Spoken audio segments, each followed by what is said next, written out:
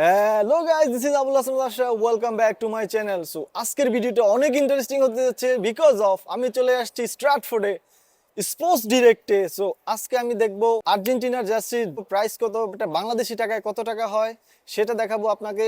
এবং আমি একটা জার্সি যদি আমার প্রাইজের মধ্যে হয়, আমার প্রাইস রেঞ্জে থাকে, তাহলে অবশ্যই একটা জার্সি কিনবো। এবং কিভাবে জার্সিটা কিনবো সেটার সম্পূর্ণ ভিডিও আপনারা পেয়ে যাবেন এখানে। তো গাইস, আসসালামু আলাইকুম। আমি আজকে খুবই হতাশ, জার্সি কিনতে আসছিলাম।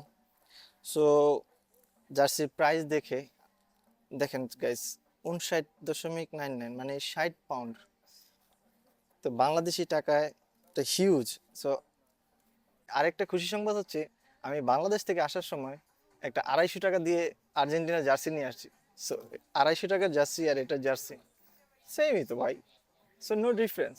সো আমি এটা আর নিব না, রেখে দিচ্ছি।